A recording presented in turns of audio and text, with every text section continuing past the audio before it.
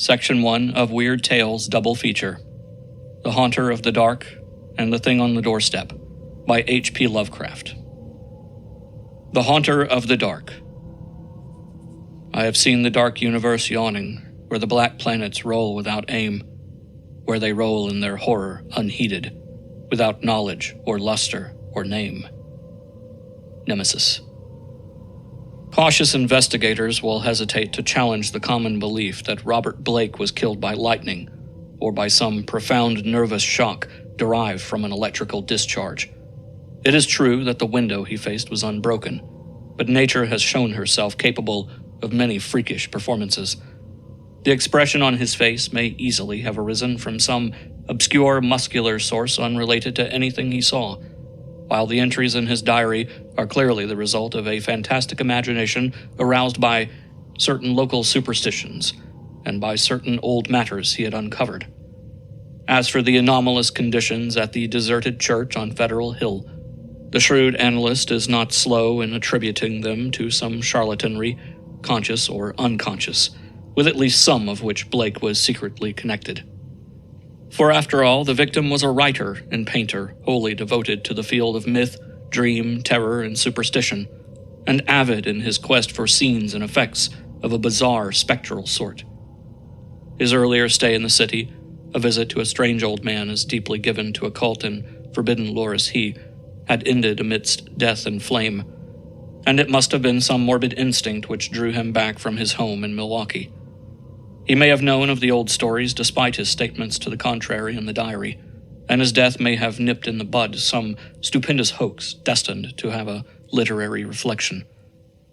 Among those, however, who have examined and correlated all this evidence, there remains several who cling to less rational and commonplace theories.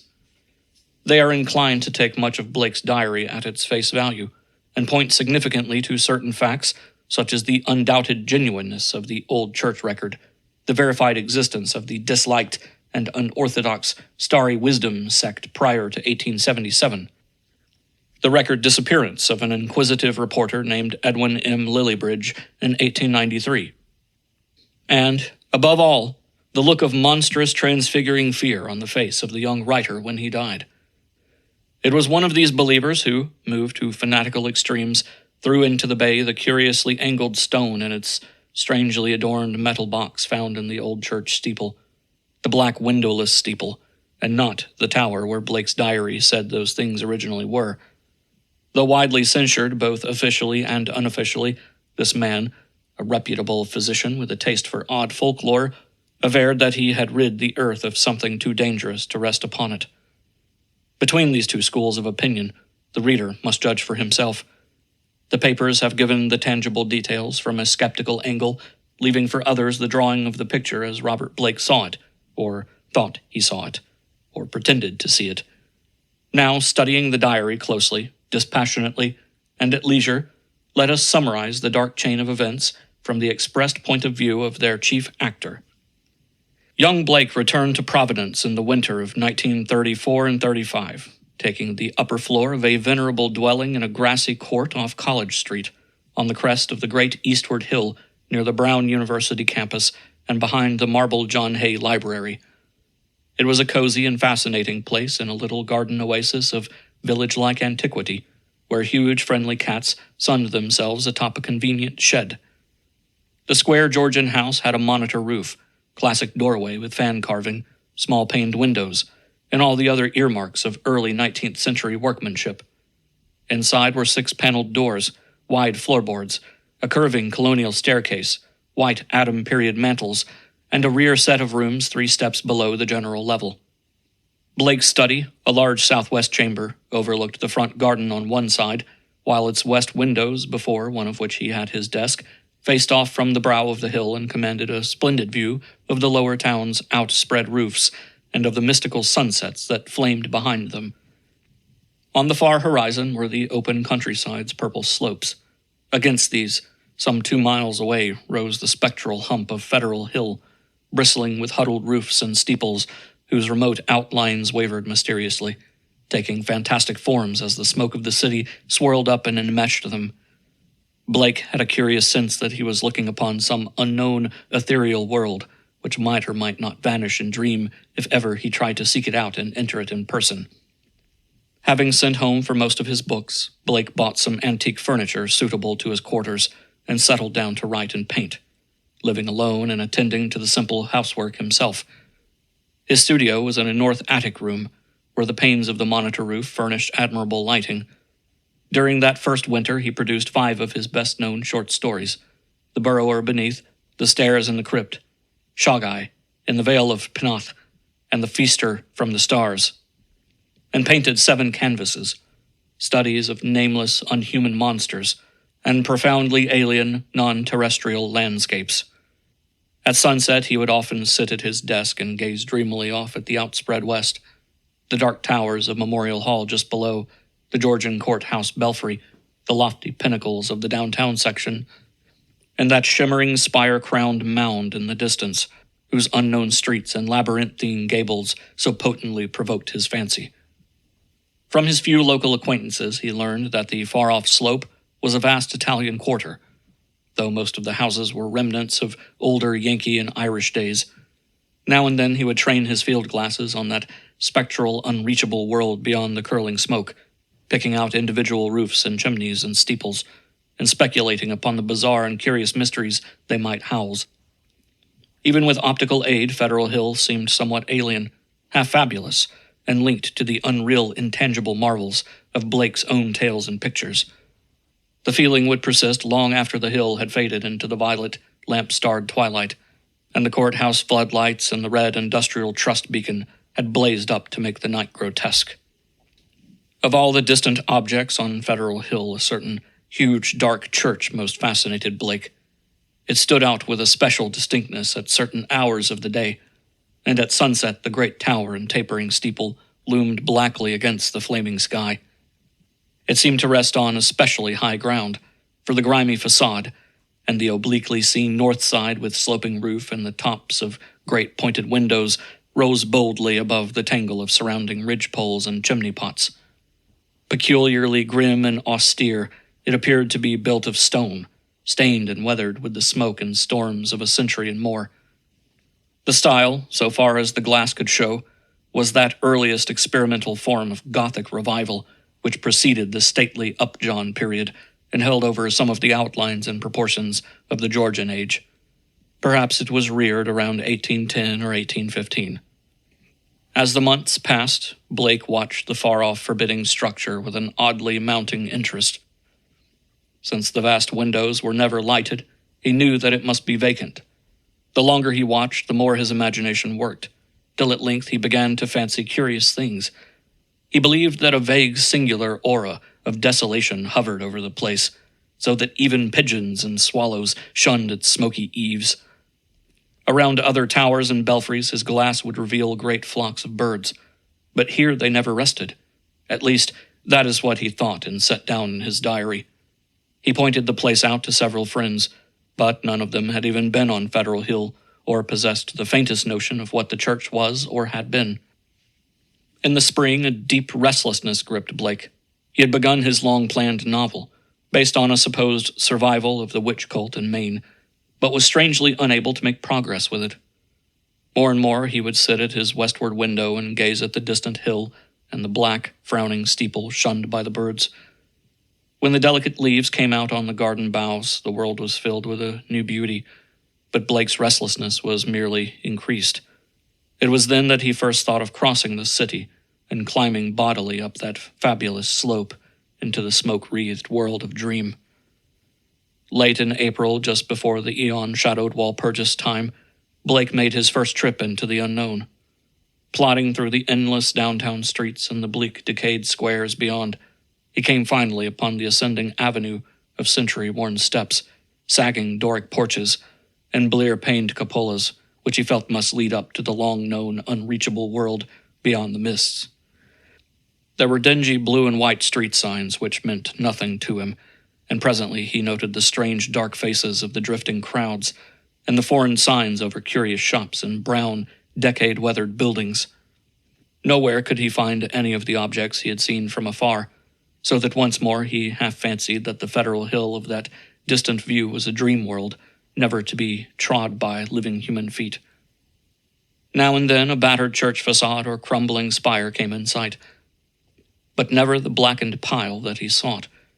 When he asked a shopkeeper about a great stone church, the man smiled and shook his head, though he spoke English freely.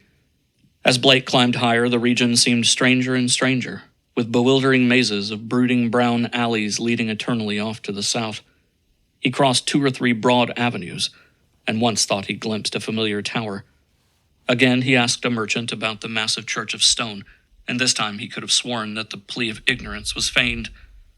The dark man's face had a look of fear which he tried to hide, and Blake saw him make a curious sign with his right hand. Then suddenly a black spire stood out against the cloudy sky on his left, above the tiers of brown roofs lining the tangled southerly alleys. Blake knew at once what it was, and plunged toward it through the squalid, unpaved lanes that climbed from the avenue. Twice he lost his way, but he somehow dared not ask any of the patriarchs or housewives who sat on their doorsteps, or any of the children who shouted and played in the mud of the shadowy lanes. At last he saw the tower plain against the southwest, and a huge stone bulk rose darkly at the end of an alley. Presently he stood in a wind-swept open square, quaintly cobblestoned, with a high bank wall on the farther side. This was the end of his quest, for upon the wide, iron-railed, weed-grown plateau which the wall supported, a separate, lesser world raised fully 6 feet above the surrounding streets, there stood a grim Titan bulk, whose identity, despite Blake's new perspective, was beyond dispute. The vacant church was in a state of great decrepitude. Some of the high stone buttresses had fallen, and several delicate finials lay half lost among the brown, neglected weeds and grasses. The sooty Gothic windows were largely unbroken, though many of the stone mullions were missing. Blake wondered how the obscurely painted panes could have survived so well in view of the known habits of small boys the world over. The massive doors were intact and tightly closed. Around the top of the bank wall, fully enclosing the grounds, was a rusty iron fence whose gate, at the head of a flight of steps from the square, was visibly padlocked. The path from the gate to the building was completely overgrown. Desolation and decay hung like a pall above the place, and in the birdless eaves and black, ivyless walls, Blake felt a touch of the dimly sinister, beyond his power to define. There were few people in the square, but Blake saw a policeman at the northerly end and approached him with questions about the church. He was a great, wholesome Irishman, and it seemed odd that he would do little more than make the sign of the cross and mutter that people never spoke of that building. When Blake pressed him, he said very hurriedly that the Italian priests warned everybody against it, vowing that a monstrous evil had once dwelt there and left its mark. He himself had heard dark whispers of it from his father, who recalled certain sounds and rumors from his boyhood. There had been a bad sect there in the old days, an outlaw sect that called up awful things from some unknown gulf of night. It had taken a good priest to exorcise what had come, though there did be those who said that merely the light could do it. If Father O'Malley were alive, there would be many things he could tell. But now there was nothing to do but let it alone. It hurt nobody now, and those that owned it were dead or far away. They had run away like rats after the threatening talk in '77, when people began to mind the way folks vanished now and then in the neighborhood. Someday the city would step in and take the property for lack of heirs, but little good would come of anybody's touching it. Better it be left alone for the years to topple, lest things be stirred that ought to rest forever in their black abyss. After the policeman had gone, Blake stood staring at the sullen, steepled pile. It excited him to find that the structure seemed as sinister to others as to him, and he wondered what grain of truth might lie behind the old tales the bluecoat had repeated. Probably they were mere legends evoked by the evil look of the place, but even so, they were like a strange coming to life of one of his own stories. The afternoon sun came out from behind dispersing clouds, but seemed unable to light up the stained, sooty walls of the old temple that towered on its high plateau. It was odd that the green of spring had not touched the brown, withered growths in the raised, iron-fenced yard. Blake found himself edging nearer the raised area and examining the bank wall and rusted fence for possible avenues of ingress. There was a terrible lure about the blackened fane which was not to be resisted. The fence had no opening near the steps, but around on the north side were some missing bars. He could go up the steps and walk around on the narrow coping outside the fence till he came to the gap. If the people feared the place so wildly, he would encounter no interference. He was on the embankment and almost inside the fence before anyone noticed him. Then, looking down, he saw the few people in the square edging away and making the same sign with their right hands that the shopkeeper in the avenue had made. Several windows were slammed down, and a fat woman darted into the street and pulled some small children inside a rickety, unpainted house. The gap in the fence was very easy to pass through, and before long Blake found himself waiting amidst the rotting, tangled growths of the deserted yard. Here and there the worn stump of a headstone told him that there had once been burials in this field, but that, he saw, must have been very long ago. The sheer bulk of the church was oppressive now that he was close to it, but he conquered his mood and approached to try the 3 great doors in the facade. All were securely locked, so he began a circuit of the Cyclopean building in quest of some minor and more penetrable opening. Even then, he could not be sure that he wished to enter that haunt of desertion and shadow, yet the pull of its strangeness dragged him on automatically. A yawning and unprotected cellar window in the rear furnished the needed aperture. Peering in, Blake saw a subterranean gulf of cobwebs and dust faintly litten by the western sun's filtered rays. Debris, old barrels, and ruined boxes and furniture of numerous sorts met his eye, though over everything lay a shroud of dust which softened all sharp outlines. The rusted remains of a hot air furnace showed that the building had been used and kept in shape as late as mid-Victorian times. Acting almost without conscious initiative, Blake crawled through the window and let himself down to the dust-carpeted and debris-strewn concrete floor.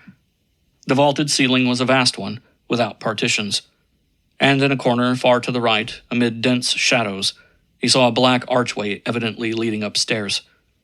He felt a peculiar sense of oppression at being actually within the great spectral building, but kept it in check as he cautiously scouted about, finding a still intact barrel amid the dust and rolling it over to the open window to provide for his exit. Then, bracing himself, he crossed the wide cobweb-festooned space toward the arch. Half choked with the omnipresent dust and covered with ghostly gossamer fibers, he reached and began to climb the worn stone steps which rose into the darkness. He had no light, but groped carefully with his hands. After a sharp turn, he felt a closed door ahead, and a little fumbling revealed its ancient latch. It opened inward, and beyond it he saw a dimly illumined corridor, lined with worm-eaten paneling. Once on the ground floor, Blake began exploring in a rapid fashion. All the inner doors were unlocked, so that he freely passed from room to room.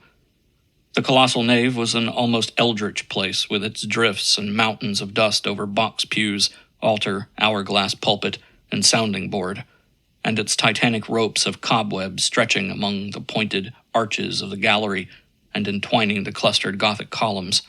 Over all this hushed desolation played a hideous leaden light, as the declining afternoon sun sent its rays through the strange, half-blackened panes of the great aspidal windows. The paintings on those windows were so obscured by soot that Blake could scarcely decipher what they had represented. But from the little he could make out, he did not like them. The designs were largely conventional, and his knowledge of obscure symbolism told him much concerning some of the ancient patterns. The few saints depicted bore expressions distinctly open to criticism, while one of the windows seemed to show merely a dark space with spirals of curious luminosity scattered about in it. Turning away from the windows, Blake noticed that the cobwebbed cross above the altar was not of the ordinary kind, but resembled the primordial Ankh, or crux ansata of shadowy Egypt. In a rear vestry room beside the apse, Blake found a rotting desk and ceiling-high shelves of mildewed, disintegrating books. Here, for the first time, he received a positive shock of objective horror, for the titles of those books told him much.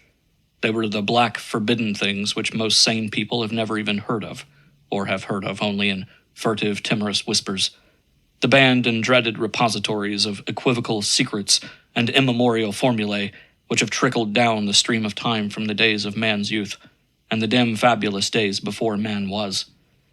He had himself read many of them, a Latin version of the abhorred Necronomicon, the sinister Liber Ivonis, the infamous Culte de Gaulle of Comte d'Erlet, the Unausprechlichen Kulten of von Junst, and old Ludwig Prinz Hellish de Vermis Mysteries. But there were others he had known merely by reputation or not at all. The narcotic manuscripts, the Book of John, and a crumbling volume in wholly unidentifiable characters, yet with certain symbols and diagrams shudderingly recognizable to the occult student. Clearly the lingering local rumors had not lied. This place had once been the seat of an evil older than mankind and wider than the known universe. In the ruined desk was a small leather-bound record book filled with entries in some odd cryptographic medium. The manuscript writing consisted of the common traditional symbols used today in astronomy and anciently in alchemy, astrology, and other dubious arts. The devices of the sun, moon, planets, aspects, and zodiacal signs, here massed in solid pages of text with divisions and paragraphings, suggesting that each symbol answered to some alphabetic letter. In the hope of later solving the cryptogram, Blake bore off this volume in his coat pocket. Many of the great tomes on the shelves fascinated him unutterably, and he felt tempted to borrow them at some later time. He wondered how they could have remained undisturbed so long. Was he the first to conquer the clutching, pervasive fear which had for nearly 60 years protected this deserted place from visitors? Having now thoroughly explored the ground floor, Blake plowed again through the dust of the spectral nave to the front vestibule, where he had seen a door and staircase presumably leading up to the blackened tower and steeple, objects so long familiar to him at a distance. The ascent was a choking experience, for dust lay thick while the spiders had done their worst in this constricted place. The staircase was a spiral with high, narrow wooden treads, and now and then Blake passed a clouded window, looking dizzily out over the city. Though he had seen no ropes below, he expected to find a bell or peal of bells in the tower, whose narrow, louver-boarded lancet windows his field glass had studied so often. Here he was doomed to disappoint, for when he attained to the top of the stairs, he found the tower chamber vacant of chimes, and clearly devoted to vastly different purposes. The room, about 15 feet square, was faintly lighted by 4 lancet windows, one on each side, which were glazed within their screening of decayed louver boards. These had been further fitted with tight, opaque screens, but the latter were now largely rotted away. In the center of the dust-laden floor rose a curiously angled stone pillar, some 4 feet in height and 2 in average diameter, covered on each side with bizarre, crudely incised, and wholly unrecognizable hieroglyphs. On this pillar rested a metal box of peculiarly asymmetrical form, its hinged lid thrown back, and its interior holding what looked beneath the decade-deep dust to be an egg-shaped or irregularly spherical object some 4 inches through. Around the pillar in a rough circle were 7 high-backed Gothic chairs, still largely intact, while behind them, ranging along the dark-paneled walls, were 7 colossal images of crumbling black-painted plaster, resembling more than anything else the cryptic carven megaliths of mysterious Easter Island.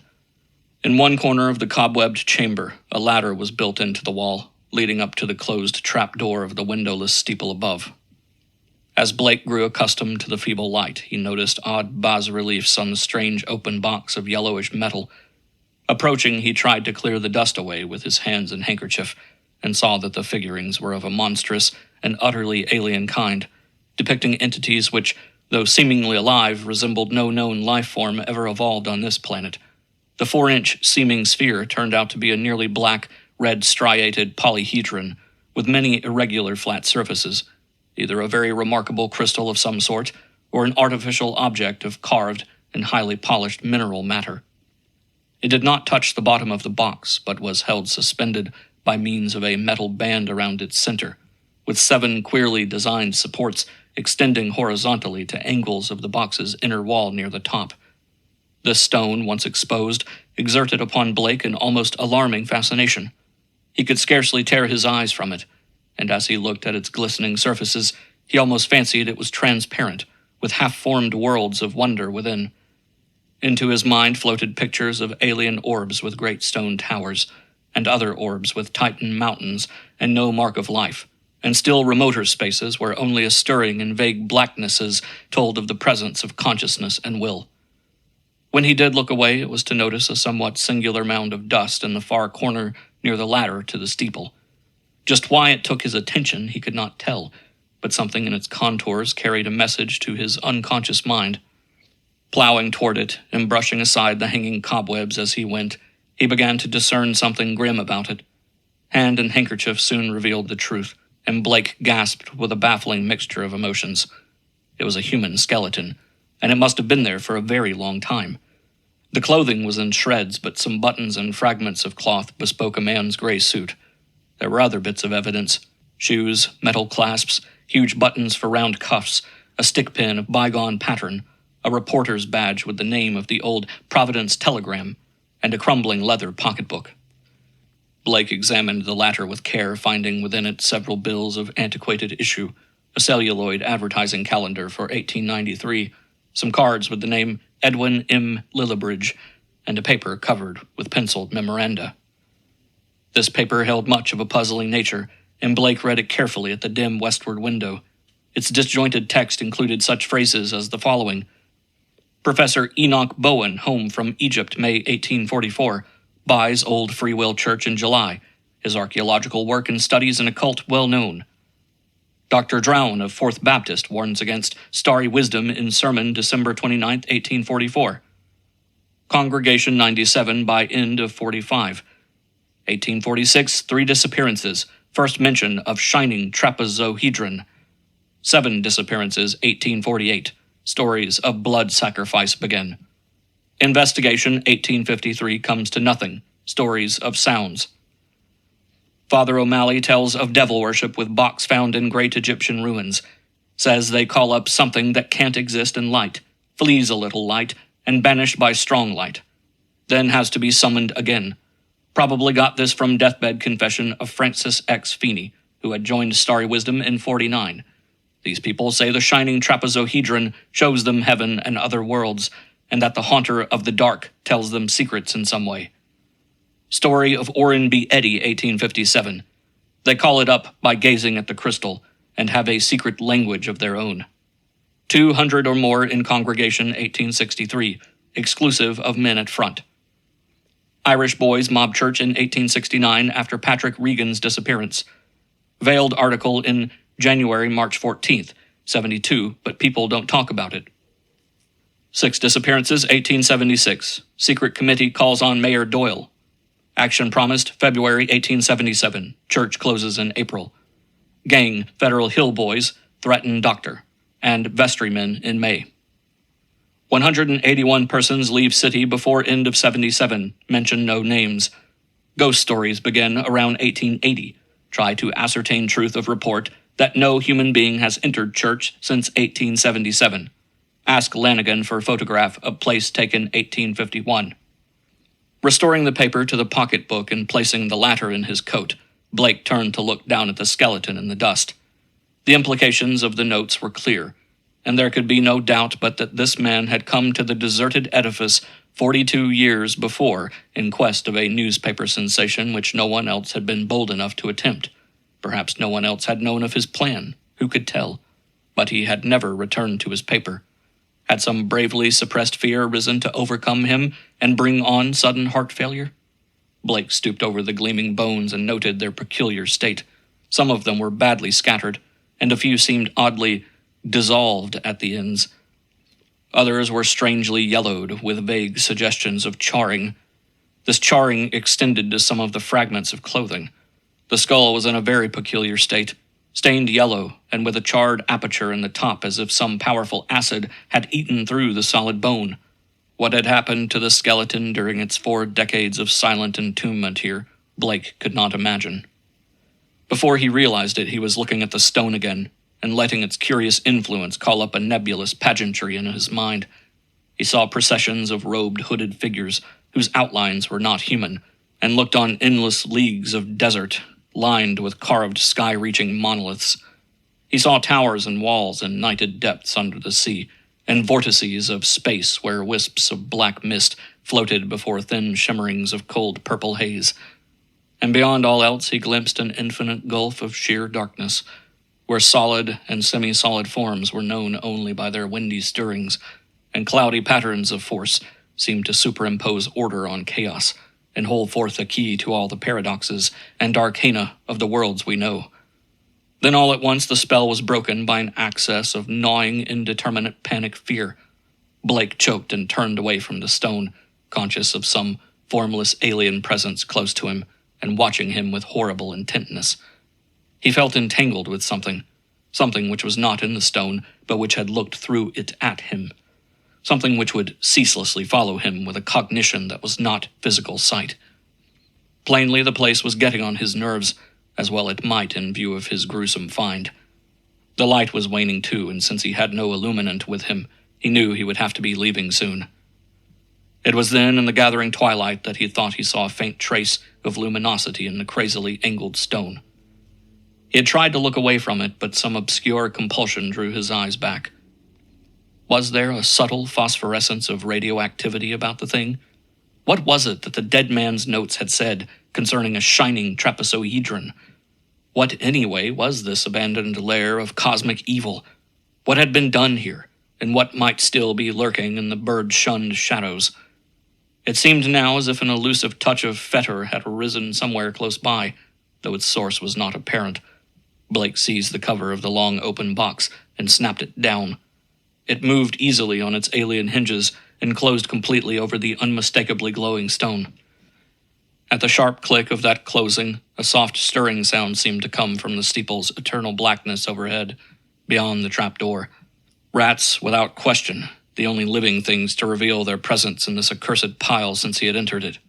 And yet that stirring in the steeple frightened him horribly, so that he plunged almost wildly down the spiral stairs across the ghoulish nave into the vaulted basement, out amidst the gathering dusk of the deserted square, and down through the teeming, fear-haunted alleys and avenues of Federal Hill toward the sane central streets and the home-like brick sidewalks of the college district. During the days which followed, Blake told no one of his expedition. Instead, he read much in certain books, examined long years of newspaper files downtown, and worked feverishly at the cryptogram in that leather volume from the cobwebbed vestry room. The cipher, he soon saw, was no simple one, and after a long period of endeavor he felt sure that its language could not be English, Latin, Greek, French, Spanish, Italian, or German. Evidently, he would have to draw upon the deepest wells of his strange erudition. Every evening the old impulse to gaze westward returned, and he saw the black steeple as of yore amongst the bristling roofs of a distant and half-fabulous world. But now it held a fresh note of terror for him. He knew the heritage of evil lore it masked, and with the knowledge his vision ran riot in queer new ways. The birds of spring were returning, and as he watched their sunset flights, he fancied they avoided the gaunt lone spire as never before. When a flock of them approached it, he thought they would wheel and scatter in panic confusion, and he could guess at the wild twitterings which failed to reach him across the intervening miles. It was in June that Blake's diary told of his victory over the cryptogram. The text was, he found, in the dark Aklo language used by certain cults of evil antiquity, and known to him in a halting way through previous researches. The diary is strangely reticent about what Blake deciphered, but he was patently awed and disconcerted by his results. There are references to a haunter of the dark awakened by gazing into the shining trapezohedron, and insane conjectures about the black gulfs of chaos from which it was called. The being is spoken of as holding all knowledge and demanding monstrous sacrifices. Some of Blake's entries show fear lest the thing which he seemed to regard as summoned stalk abroad, though he adds that the streetlights form a bulwark which cannot be crossed. Of the shining trapezohedron he speaks often, calling it a window on all time and space, and tracing its history from the days it was fashioned on dark Yugoth, before ever the Old Ones brought it to Earth. It was treasured and placed in its curious box by the crinoid things of Antarctica, salvaged from their ruins by the serpent men of Volusia, and peered at eons later in Lemuria by the first human beings. It crossed strange lands and stranger seas, and sank with Atlantis before a Minoan fisher meshed it in his net and sold it to swarthy merchants from nighted Kim. The pharaoh Nephron-Ka built around it a temple with a windowless crypt, and did that which caused his name to be stricken from all monuments and records. Then it slept in the ruins of that evil fane which the priests and the new pharaoh destroyed, till the delver's spade once more brought it forth to curse mankind. Early in July, the newspapers oddly supplement Blake's entries, though in so brief and casual a way that only the diary has called general attention to their contribution. It appears that a new fear had been growing on Federal Hill since a stranger had entered the dreaded church. The Italians whispered of unaccustomed stirrings and bumpings and scrapings in the dark windowless steeple, and called on their priests to banish an entity which haunted their dreams. Something, they said, was constantly watching at a door to see if it were dark enough to venture forth. Press items mentioned the long-standing local superstitions, but failed to shed much light on the earlier background of the horror. It was obvious that the young reporters of today are no antiquarians. In writing of these things in his diary, Blake expresses a curious kind of remorse and talks of the duty of burying the shining trapezohedron and of banishing what he had evoked by letting daylight into the hideous jutting spire. At the same time, however, he displays the dangerous extent of his fascination and admits a morbid longing, pervading even his dreams, to visit the accursed tower and gaze again into the cosmic secrets of the glowing stone. Then something in the journal on the morning of July 17th threw the diarist into a veritable fever of horror. It was only a variant of the other half-humorous items about the Federal Hill restlessness, but to Blake it was somehow very terrible indeed. In the night, a thunderstorm had put the city's lighting system out of commission for a full hour, and in that black interval the Italians had nearly gone mad with fright. Those living near the dreaded church had sworn that the thing in the steeple had taken advantage of the street lamp's absence and gone down into the body of the church, flopping and bumping around in a viscous, altogether dreadful way. Toward the last it had bumped up to the tower, where there were sounds of the shattering of glass. It could go wherever the darkness reached, but light would always send it fleeing. When the current blazed on again, there had been a shocking commotion in the tower, for even the feeble light trickling through the grime-blackened, louver-boarded windows was too much for the thing. It had bumped and slithered up into its tenebrous steeple just in time, for a long dose of light would have sent it back into the abyss whence the crazy stranger had called it. During the dark hour, praying crowds had clustered round the church in the rain with lighted candles and lamps, somehow shielded with folded papers and umbrellas, a guard of light to save the city from the nightmare that stalks in darkness. Once, those nearest the church declared, the outer door had rattled hideously. But even this was not the worst. That evening in the bulletin, Blake read of what the reporters had found. Aroused at last to the whimsical news value of the scare, a pair of them had defied the frantic crowds of Italians and crawled into the church through the cellar window after trying the doors in vain. They found the dust of the vestibule and of the spectral nave plowed up in a singular way, with pits of rotted cushions and satin pew linings scattered curiously around.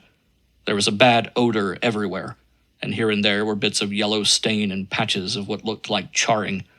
Opening the door to the tower and pausing a moment at the suspicion of a scraping sound above, they found the narrow spiral stairs wiped roughly clean. In the tower itself, a similarly half-swept condition existed. They spoke of the heptagonal stone pillar, the overturned Gothic chairs, and the bizarre plaster images, though strangely enough the metal box and the old mutilated skeleton were not mentioned. What disturbed Blake the most, except for the hints of stains and charring and bad odors, was the final detail that explained the crashing glass. Every one of the tower's lancet windows was broken, and 2 of them had been darkened in a crude and hurried way by the stuffing of satin pew linings and cushioned horsehair into the spaces between the slanting exterior louver boards. More satin fragments and bunches of horsehair lay scattered around the newly swept floor, as if someone had been interrupted in the act of restoring the tower to the absolute blackness of its tightly curtained days. Yellowish stains and charred patches were found on the ladder to the windowless spire, but when a reporter climbed up, opened the horizontally sliding trapdoor, and shot a feeble flashlight beam into the black and strangely fetid space, he saw nothing but darkness, and a heterogeneous litter of shapeless fragments near the aperture. The verdict, of course, was charlatanry. Somebody had played a joke on the superstitious hill-dwellers, or else some fanatic had striven to bolster up their fears for their own supposed good, or perhaps some of the younger and more sophisticated dwellers had staged an elaborate hoax on the outside world. There was an amusing aftermath when the police sent an officer to verify the reports. 3 men in succession found ways of evading the assignment, and the 4th went very reluctantly and returned very soon without adding to the account given by the reporters. From this point onward, Blake's diary shows a mounting tide of insidious horror and nervous apprehension. He upbraids himself for not doing something, and speculates wildly on the consequences of another electrical breakdown. It has been verified that on 3 occasions during thunderstorms, he telephoned the electric light company in a frantic vein and asked that desperate precautions against a lapse of power be taken. Now and then his entries show concern over the failure of the reporters to find the metal box and stone, and the strangely marred old skeleton when they explored the shadowy tower room. He assumed that these things had been removed. Whither and by whom or what, he could only guess. But his worst fears concerned himself, and the kind of unholy rapport he felt to exist between his mind and that lurking horror in the distant steeple, that monstrous thing of night which his rashness had called out of the ultimate black spaces. He seemed to feel a constant tugging at his will, and callers of that period remember how he would sit abstractedly at his desk and stare out the west window at that far-off, spire-bristling mound beyond the swirling smoke of the city. His entries dwelt monotonously on certain terrible dreams, and of a strengthening of the unholy rapport in his sleep. There is no mention of a night when he awaked to find himself fully dressed, outdoors, and headed automatically down College Hill toward the west. Again and again he dwells on the fact that the thing in the steeple knows where to find him. The week following July 30th is recalled as the time of Blake's partial breakdown. He did not dress and ordered all his food by telephone. Visitors remarked the cords he kept near his bed, and he said that sleepwalking had forced him to bind his ankles every night with knots which would probably hold or else waken him with the labor of untying. In his diary he told of the hideous experience which had brought the collapse. After retiring on the night of the 30th, he had suddenly found himself groping about in an almost black space.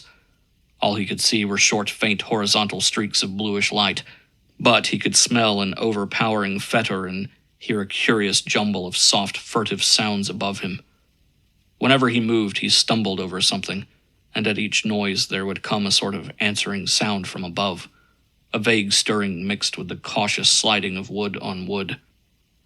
Once his groping hands encountered a pillar of stone with a vacant top, whilst later he found himself clutching the rungs of a ladder built into the wall, and fumbling his uncertain way upward toward some region of intenser stench, where a hot, searing blast beat down against him. Before his eyes, a kaleidoscopic range of phantasmal images played, all of them dissolving at intervals into the picture of a vast, unplumbed abyss of night, wherein whirled suns and worlds of an even profounder blackness. He thought of the ancient legends of ultimate chaos, at whose center sprawls the blind idiot god Azathoth, lord of all things, encircled by his flopping horde of mindless and amorphous dancers, and lulled by the thin, monotonous piping of a demoniac flute held in nameless paws. Then a sharp report from the outer world broke through his stupor and roused him to the unutterable horror of his position. What it was, he never knew.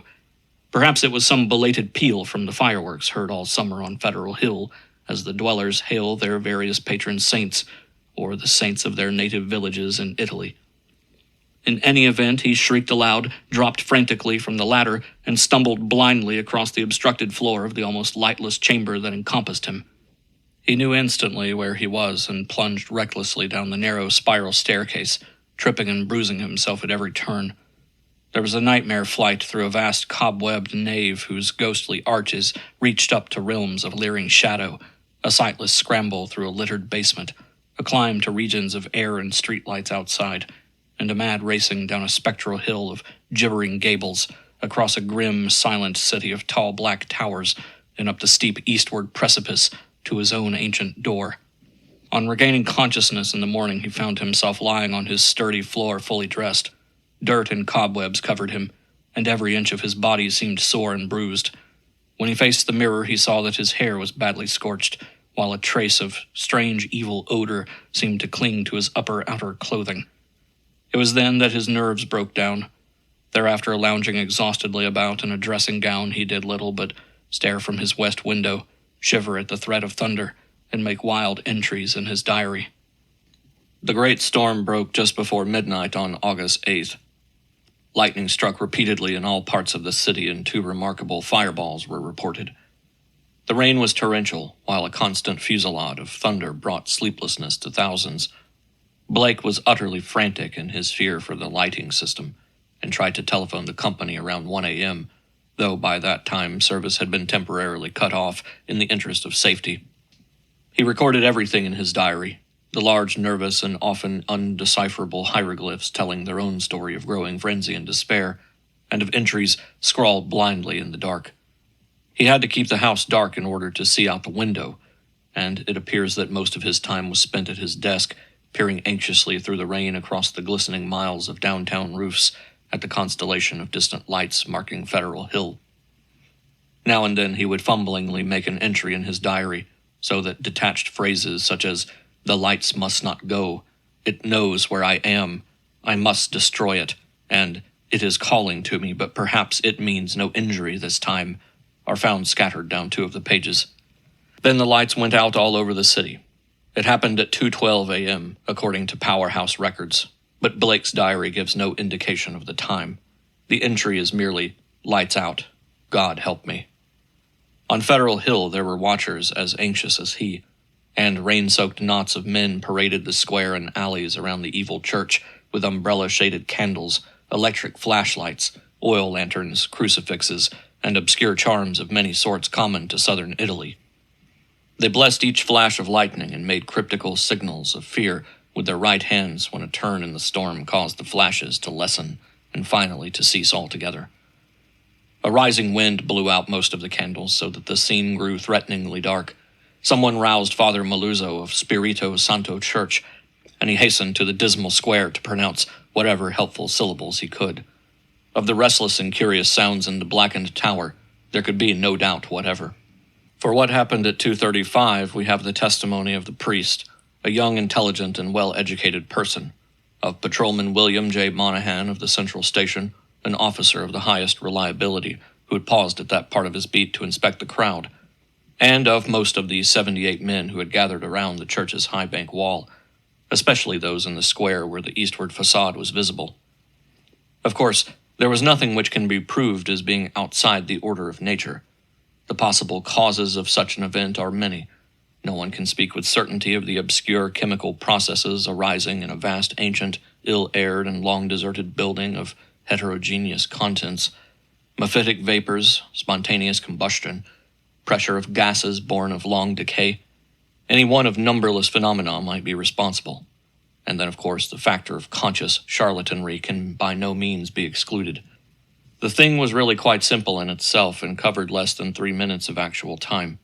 Father Merluzzo, always a precise man, looked at his watch repeatedly. It started with a definite swelling of the dull fumbling sounds inside the black tower. There had for some time been a vague exhalation of strange evil odors from the church, and this had now become emphatic and offensive. Then at last there was a sound of splintering wood, and a large heavy object crashed down into the yard beneath the frowning easterly facade. The tower was invisible now that the candles would not burn, but as the object neared the ground, the people knew that it was the smoke-grimed louver boarding of that tower's east window. Immediately afterward, an utterly unbearable fetor welled forth from the unseen heights, choking and sickening the trembling watchers, and almost prostrating those in the square. At the same time, the air trembled with a vibration as of flapping wings, and a sudden east-blowing wind more violent than any previous blast snatched off the hats and wrenched the dripping umbrellas of the crowd. Nothing definite could be seen in the candleless night, though some upward-looking spectators thought they glimpsed a great, spreading blur of denser blackness against the inky sky, something like a formless cloud of smoke that shot with meteor-like speed toward the east. That was all. The watchers were half numbed with fright, awe, and discomfort, and scarcely knew what to do or whether to do anything at all. Not knowing what had happened, they did not relax their vigil, and a moment later they sent up a prayer as a sharp flash of belated lightning, followed by an ear-splitting crash of sound, rent the flooded heavens. Half an hour later the rain stopped, and in 15 minutes more the streetlights sprang on again, sending the weary, bedraggled watchers relievedly back to their homes. The next day's papers gave these matters minor mention in connection with the general storm reports. It seems that the great lightning flash and deafening explosion which followed the Federal Hill occurrence were even more tremendous farther east, where a burst of the singular fetor was likewise noticed. The phenomenon was most marked over College Hill, where the crash awaked all the sleeping inhabitants and led to a bewildered round of speculations. Of those who were already awake, only a few saw the anomalous blaze of light near the top of the hill, or noticed the inexplicable upward rush of air which almost stripped the leaves from the trees and blasted the plants in the gardens. It was agreed that the lone sudden lightning bolt must have struck somewhere in this neighborhood, though no trace of its striking could afterward be found. A youth in the Tau Omega fraternity house thought he saw a grotesque and hideous mass of smoke in the air just as the preliminary flash burst, but his observation has not been verified. All of the few observers, however, agree as to the violent gust from the west and the flood of intolerable stench which preceded the belated stroke, whilst evidence concerning the momentary burned odor after the stroke is equally general. These points were discussed very carefully because of their probable connection with the death of Robert Blake. Students in the Psi Delta house, whose upper rear windows looked into Blake's study, noticed the blurred white face at the westward window on the morning of the 9th, and wondered what was wrong with the expression. When they saw the same face in the same position that evening, they felt worried, and watched for the lights to come up in his apartment. Later, they rang the bell of the darkened flat, and finally had a police force the door. The rigid body sat bolt upright at the desk by the window, and when the intruders saw the glassy, bulging eyes and the marks of stark, convulsive fright on the twisted features, they turned away in sickened dismay. Shortly afterward, the coroner's physician made an examination, and despite the unbroken window, reported electrical shock or nervous tension induced by an electrical discharge as the cause of death. The hideous expression he ignored altogether, deeming it a not improbable result of the profound shock as experienced by a person of such abnormal imagination and unbalanced emotions. He deduced these latter qualities from the books, paintings, and manuscripts found in the apartment, and from the blindly scrawled entries in the diary on the desk. Blake had prolonged his frenzied jottings to the last, and the broken pointed pencil was found clutched in his spasmodically contracted right hand. The entries after the failure of the lights were highly disjointed, and legible only in part. From them, certain investigators have drawn conclusions differing greatly from the materialistic official verdict, but such speculations have little chance for belief among the conservative. The case of these imaginative theorists has not been helped by the action of superstitious Dr. Dexter, who threw the curious box in angled stone, an object certainly self-luminous as seen in the black windowless steeple where it was found, into the deepest channel of Narragansett Bay. Excessive imagination and neurotic unbalance on Blake's part, aggravated by knowledge of the evil bygone cult whose startling traces he had uncovered, formed the dominant interpretation given those final frenzied jottings.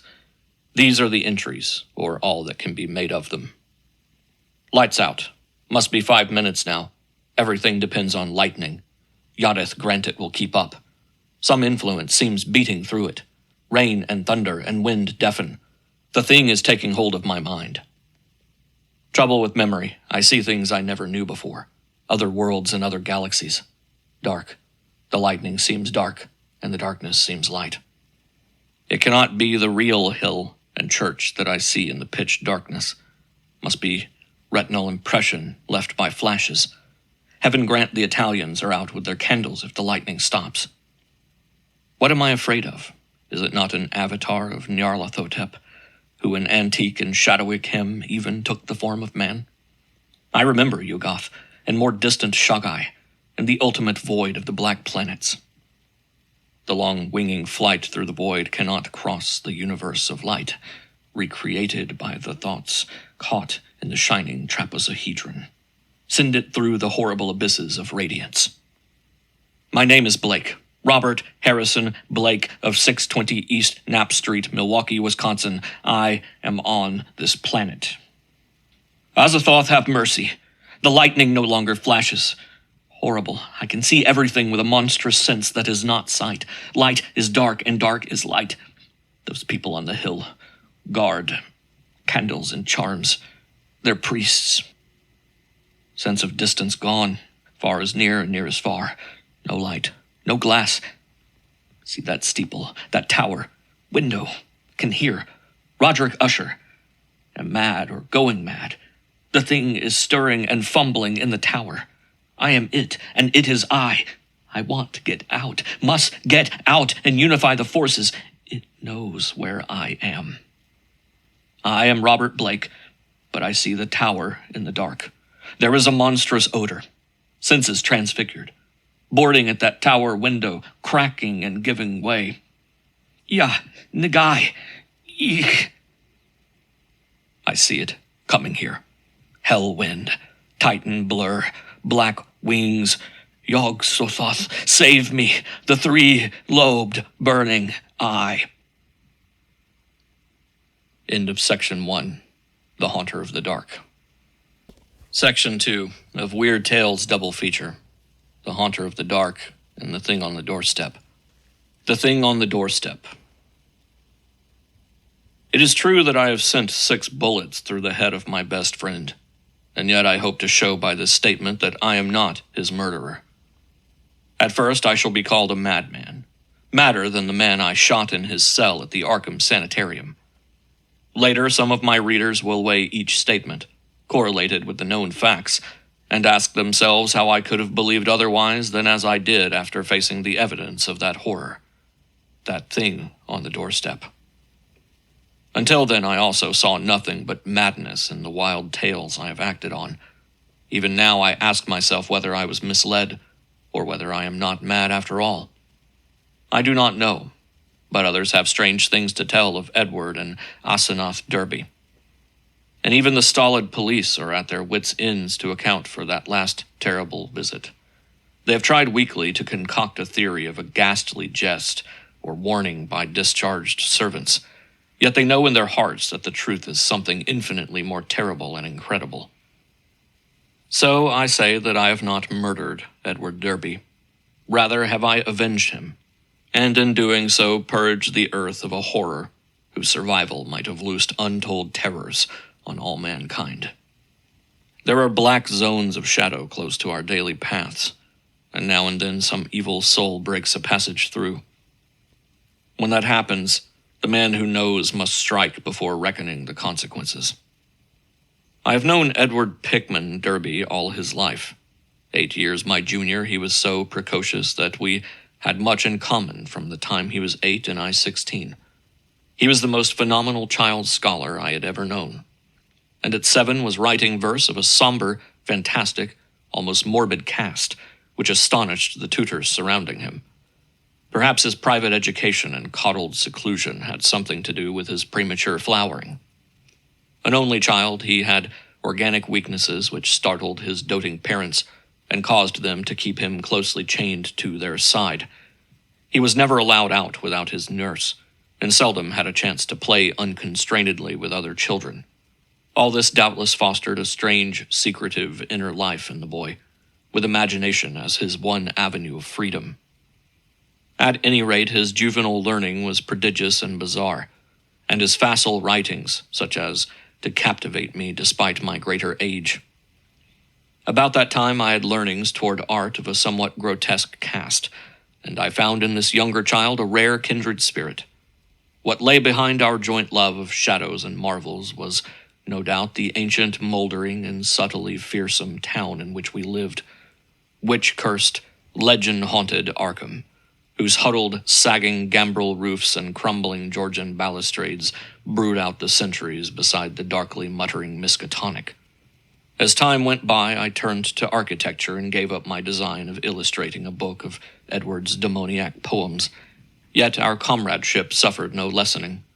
Young Derby's odd genius developed remarkably, and in his 18th year his collected nightmare lyrics made a real sensation when issued under the title Azathoth and Other Horrors.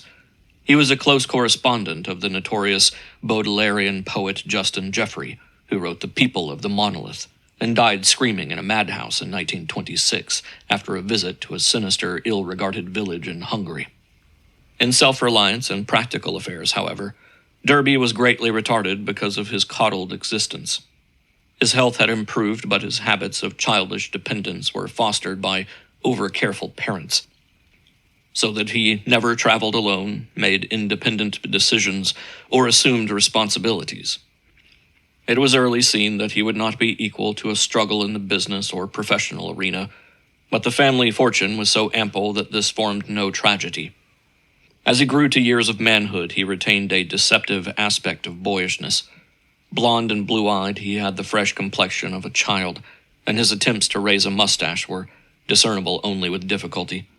His voice was soft and light, and his unexercised life gave him a juvenile chubbiness rather than the paunchiness of premature middle age.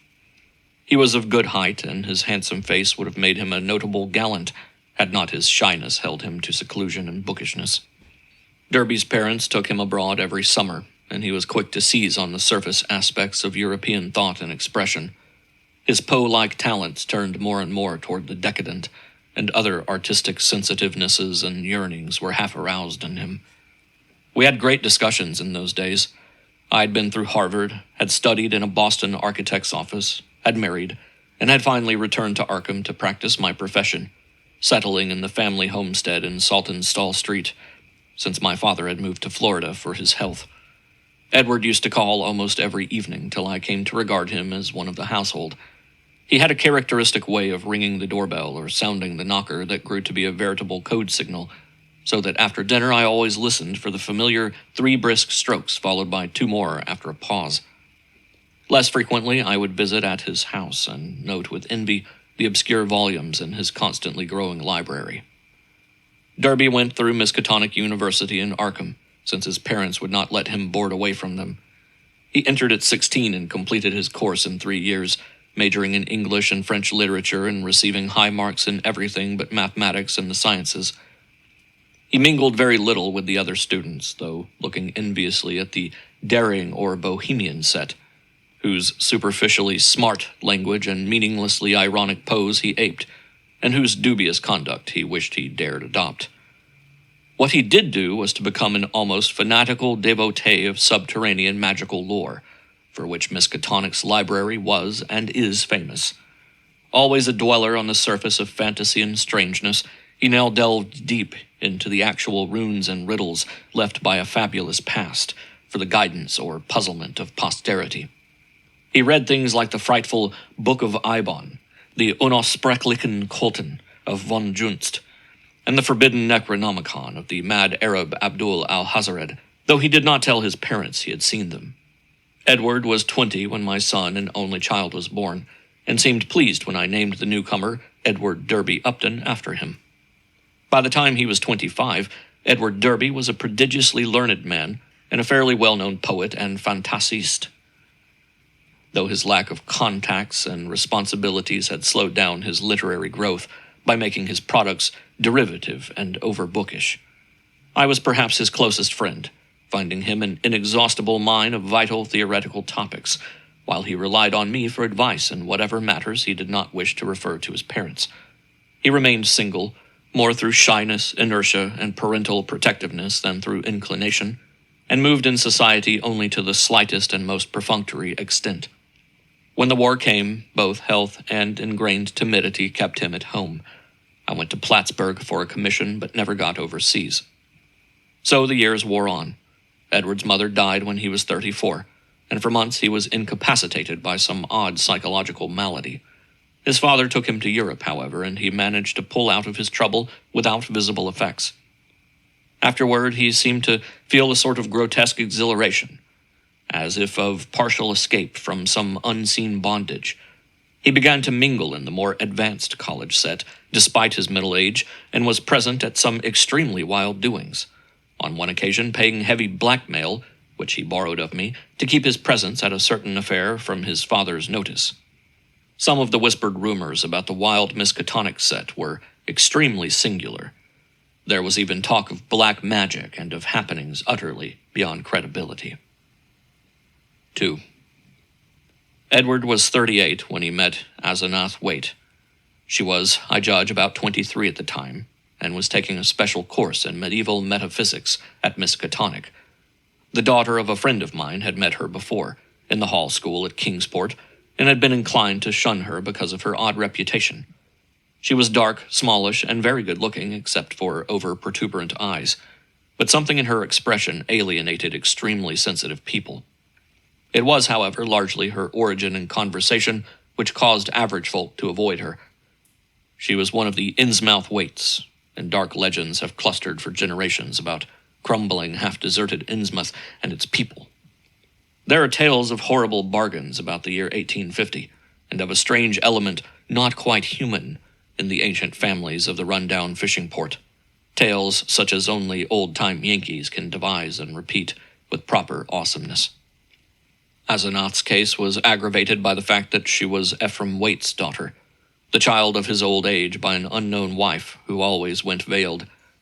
Ephraim lived in a half-decayed mansion in Washington Street, Innsmouth, and those who had seen the place — Arkham folk avoided going to Innsmouth whenever they can — declared that the attic windows were always boarded, and that strange sounds sometimes floated from within as evening drew on. The old man was known to have been a prodigious magical student in his day, and legend averred that he could raise or quell storms at sea according to his whim. I had seen him once or twice in my youth as he came to Arkham to consult forbidden tomes at the college library, and had hated his wolfish, saturnine face with its tangle of iron-gray beard. He had died insane, under rather queer circumstances, just before his daughter, by his will made a nominal ward of the principal, entered the Hall School, but she had been his morbidly avid pupil and looked fiendishly like him at times. The friend whose daughter had gone to school with Asenath Waite repeated many curious things when the news of Edward's acquaintance with her began to spread about. Asenath, it seemed, had posed as a kind of magician at school, and had really seemed able to accomplish some highly baffling marvels. She professed to be able to raise thunderstorms, though her seeming success was generally laid to some uncanny knack at prediction. All animals markedly disliked her, and she could make any dog howl by certain motions of her right hand. There were times when she displayed snatches of knowledge and language very singular and very shocking for a young girl, when she would frighten her schoolmates with leers and winks of an inexplicable kind, and would seem to extract an obscene and zestful irony from her present situation. Most unusual, though, were the well-attested cases of her influence over other persons. She was, beyond question, a genuine hypnotist. By gazing peculiarly at a fellow student, she would often give the latter a distinct feeling of exchanged personality, as if the subject were placed momentarily in the magician's body and able to stare half across the room at her real body, whose eyes blazed and protruded with an alien expression. Asenath often made wild claims about the nature of consciousness and about its independence of the physical frame, or at least from the life processes of the physical frame. Her crowning rage, however, was that she was not a man, since she believed a male brain had certain unique and far-reaching cosmic powers. Given a man's brain, she declared she could not only equal, but surpass her father in mastery of unknown forces. Edward met Asenath at a gathering of intelligentsia, held in one of the students' rooms, and could talk of nothing else when he came to see me the next day. He had found her full of the interests and erudition which engrossed him most, and was in addition wildly taken with her appearance. I had never seen the young woman and recalled casual references only faintly, but I knew who she was. It seemed rather regrettable that Derby should become so upheaved about her, but I said nothing to discourage him, since infatuation thrives on opposition. He was not, he said, mentioning her to his father. In the next few weeks I heard of very little but Asenath from young Derby. Others now remarked Edward's autumnal gallantry, though they agreed that he did not look even nearly his actual age or seem at all inappropriate as an escort for his bizarre divinity. He was only a trifle paunchy despite his indolence and self-indulgence, and his face was absolutely without lines. Asenath, on the other hand, had the premature crow's feet which come from the exercise of an intense will. About this time Edward brought the girl to call on me, and I at once saw that his interest was by no means one-sided. She eyed him continually with an almost predatory air, and I perceived that their intimacy was beyond untangling. Soon afterward I had a visit from old Mr. Derby, whom I had always admired and respected. He had heard the tales of his son's new friendship, and had wormed the whole truth out of the boy. Edward meant to marry Asenath, and had even been looking at houses in the suburbs. Knowing my usual great influence with his son, the father wondered if I could help to break the ill-advised affair off. But I regretfully expressed my doubts. This time it was not a question of Edward's weak will, but of the woman's strong will. The perennial child had transferred his dependence from the parental image to a new and stronger image, and nothing could be done about it. The wedding was performed a month later by a justice of the peace, according to the bride's request. Mr. Derby, at my advice, offered no opposition, and he, my wife, my son, and I attended the brief ceremony, the other guests being wild young people from the college. Asenath had bought the old Crowning-Shield place in the country at the end of High Street, and they proposed to settle there after a short trip to Innsmouth, whence 3 servants and some books and household goods were to be brought. It was probably not so much consideration for Edward and his father as a personal wish to be near the college, its library, and its crowd of sophisticates that made Asenath settle in Arkham instead of returning permanently home. When Edward called on me after the honeymoon, I thought he looked slightly changed. Asenath had made him get rid of the undeveloped mustache, but there was more than that. He looked soberer and more thoughtful, his habitual pout of childish rebelliousness being exchanged for a look almost of genuine sadness. I was puzzled to decide whether I liked or disliked the change. Certainly he seemed for the moment more normally adult than ever before. Perhaps the marriage was a good thing. Might not the change of dependence form a start toward actual neutralization, leading ultimately to responsible independence? He came alone, for Asenath was very busy. She had brought a vast store of books and apparatus from Innsmouth. Derby shuddered as he spoke the name, and was finishing the restoration of the Crowninshield house and grounds. Her home in that town was a rather disgusting place, but certain objects in it had taught him some surprising things. He was progressing fast in esoteric lore now that he had Asenath's guidance. Some of the experiments she proposed were very daring and radical. He did not feel at liberty to describe them, but he had confidence in her powers and intentions. The 3 servants were very queer. An incredibly aged couple who had been with old Ephraim and referred occasionally to him and to Asenath's dead mother in a cryptic way, and a swarthy young wench who had marked anomalies of feature and seemed to exude a perpetual odor of fish. 3. For the next 2 years I saw less and less of Derby. A fortnight would sometimes slip by without the familiar 3 and 2 strokes at the front door, and when he did call, or when, as happened with increasing infrequency, I called on him, he was very little disposed to converse on vital topics. He had become secretive about those occult studies which he used to describe and discuss so minutely, and preferred not to talk of his wife. She had aged tremendously since her marriage. Till now, oddly enough, she seemed the elder of the 2. Her face held the most concentratedly determined expression I had ever seen, and her whole aspect seemed to gain a vague, unplaceable repulsiveness. My wife and son noticed it as much as I, and we all ceased gradually to call on her, for which, Edward admitted in one of his boyishly tactless moments, she was unmitigatedly grateful. Occasionally the Derbys would go on long trips, ostensibly to Europe, though Edward sometimes hinted at obscurer destinations. It was after the first year that people began talking about the change in Edward Derby. It was very casual talk, for the change was purely psychological, but it brought up some interesting points. Now and then it seemed Edward was observed to wear an expression and to do things wholly incompatible with his usual flabby nature. For example, although in the old days he could not drive a car, he was now seen occasionally to dash into or out of the old Crowninshield driveway with Asenath's powerful Packard, handling it like a master and meeting traffic entanglements with a skill and determination utterly alien to his accustomed nature. In such cases, he seemed always to be just back from some trip or just starting on one. What sort of trip, no one could guess, although he mostly favored the Innsmouth road.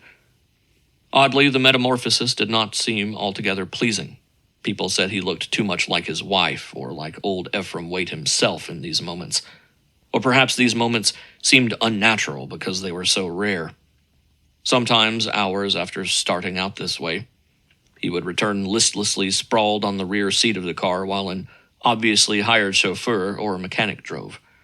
Also, his preponderant aspect on the streets or during his decreasing round of social contacts, including, I may say, his call on me, was the old-time indecisive one. Its irresponsible childishness even more marked than in the past.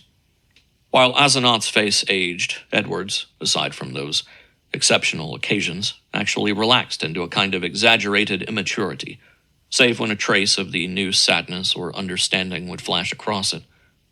It was really very puzzling. Meanwhile, the Derbys almost dropped out of the gay college circle. Not through their own disgust, we heard, but because something about their present studies shocked even the most callous of other decadents. It was in the 3rd year of the marriage that Edward began to hint openly to me of a certain fear and dissatisfaction.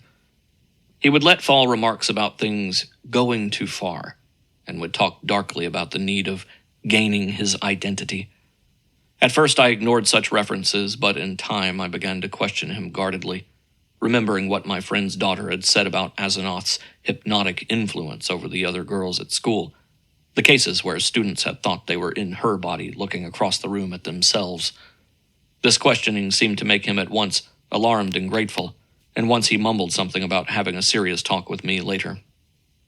About this time, old Mr. Derby died, for which I was afterward very thankful. Edward was badly upset, though by no means disorganized.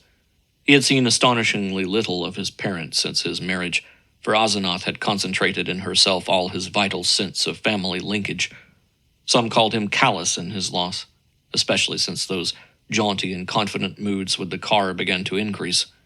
He now wished to move back into the old family mansion, but Asenath insisted on staying in the Crown and Shield house, to which she had become well adjusted. Not long afterward, my wife heard a curious thing from a friend, one of the few who had not dropped the Derbys.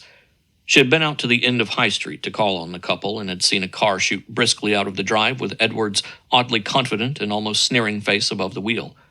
Ringing the bell, she had been told by the repulsive wench that Asenath was also out, but had chanced to look up at the house in leaving. There, at one of Edward's library windows, she had glimpsed a hastily withdrawn face, a face whose expression of pain, defeat, and wistful hopelessness was poignant beyond description. It was, incredibly enough in view of its usual domineering cast, Asenath's. Yet the caller had vowed that in that instant the sad, muddled eyes of poor Edward were gazing out from it. Edward's calls now grew a trifle more frequent, and his hints occasionally became concrete. What he said was not to be believed even in centuried and legend-haunted Arkham, but he threw out his dark lore with a sincerity and convincingness which made one fear for his sanity.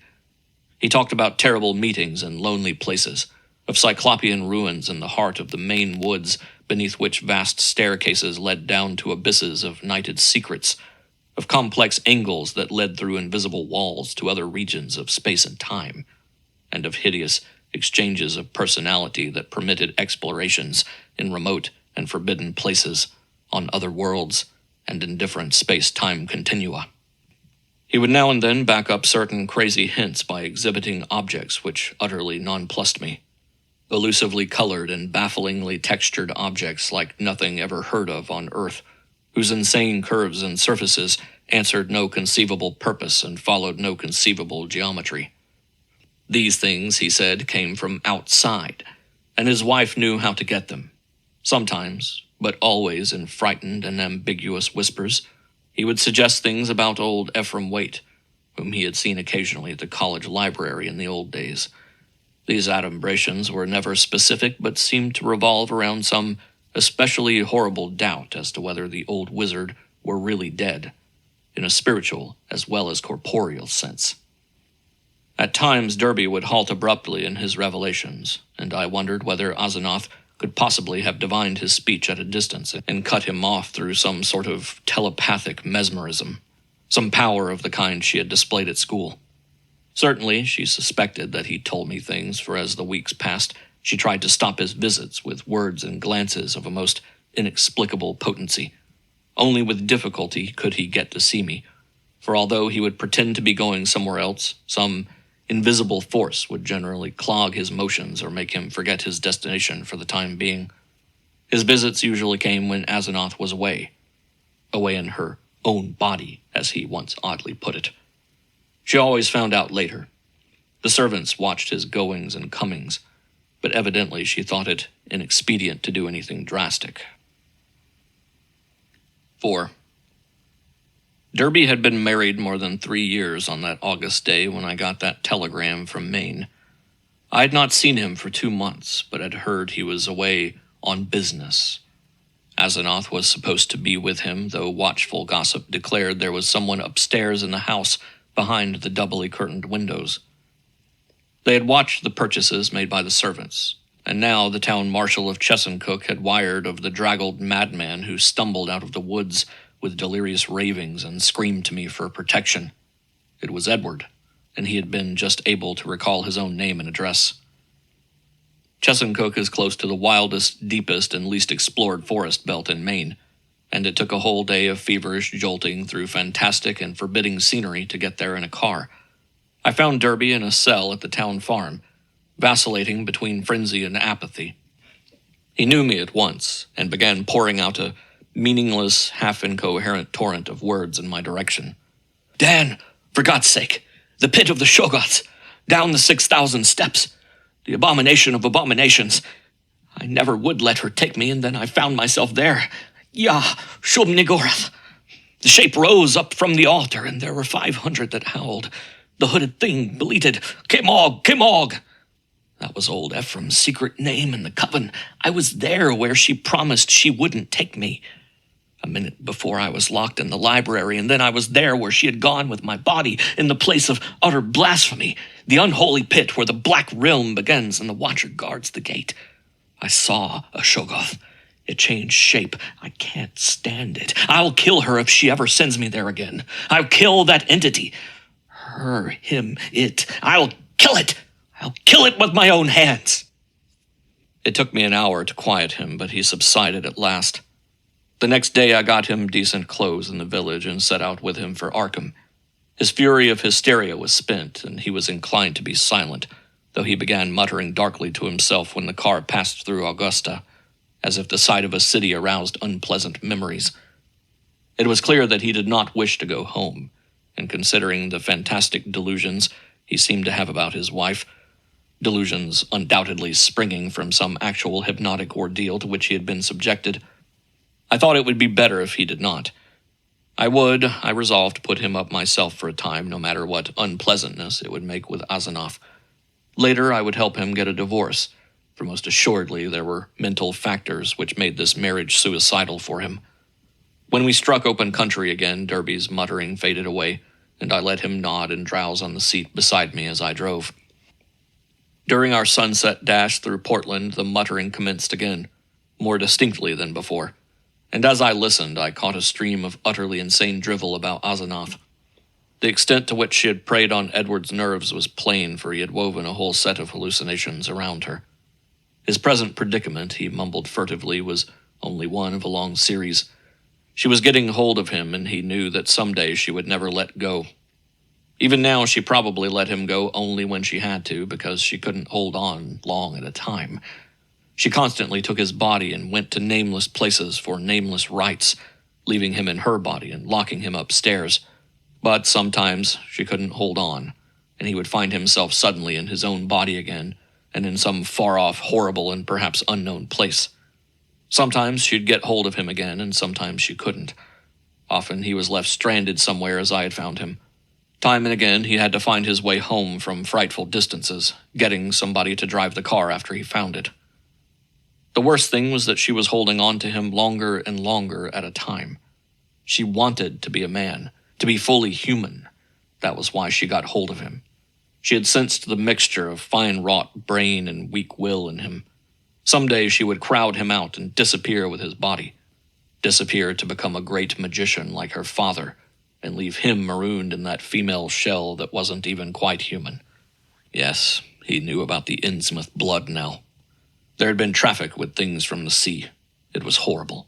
And old Ephraim, he had known the secret, and when he grew old did a hideous thing to keep alive. He wanted to live forever. Asenath would succeed. One successful demonstration had taken place already. As Derby muttered on, I turned to look at him closely, verifying the impression of change which an earlier scrutiny had given me. Paradoxically, he seemed in better shape than usual, harder, more normally developed, and without the trace of sickly flabbiness caused by his indolent habits. It was as if he had been really active and properly exercised for the first time in his coddled life, and I judged that Asenath's force must have pushed him into unwanted channels of motion and alertness. But just now his mind was in a pitiable state, for he was mumbling wild extravagances about his wife, about black magic, about old Ephraim, and about some revelation which would convince even me. He repeated names which I recognized from bygone browsings in forbidden volumes, and at times made me shudder with a certain thread of mythological consistency, of convincing coherence, which ran through his maundering. Again and again he would pause as if to gather courage for some final and terrible disclosure. Dan, don't you remember him? The wild eyes and the unkempt beard that never turned white. He glared at me once, and I never forgot it. Now she glares that way, and I know why. He found it in the Necronomicon, the formula. I don't dare tell you the page yet, but when I do, you can read and understand. Then you will know what has engulfed me. On, body to body to body. He means never to die. The life glow.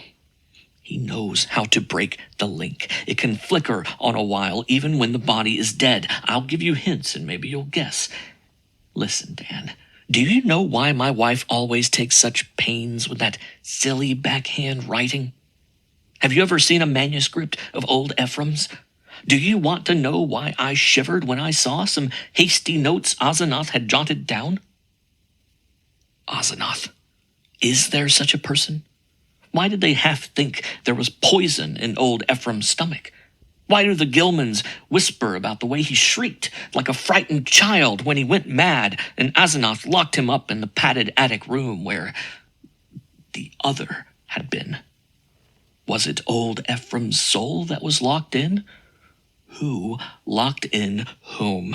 Why had he been looking for months for someone with a fine mind and a weak will? Why did he curse that his daughter wasn't a son? Tell me, Daniel Upton, what devilish exchange was perpetrated in the house of horror where that blasphemous monster had his trusting, weak-willed, half-human child at his mercy? Didn't he make it permanent, as she'll do in the end with me? Tell me why that thing that calls itself Asenath writes differently off guard, so that you can't tell its script from... Then the thing happened. Derby's voice was rising to a thin treble scream as he raved, when suddenly it was shut off with an almost mechanical click. I thought of those other occasions at my home when his confidences had abruptly ceased, when I had half fancied that some obscure telepathic wave of Asenath's mental force was intervening to keep him silent. This, though, was something altogether different. And I felt infinitely more horrible.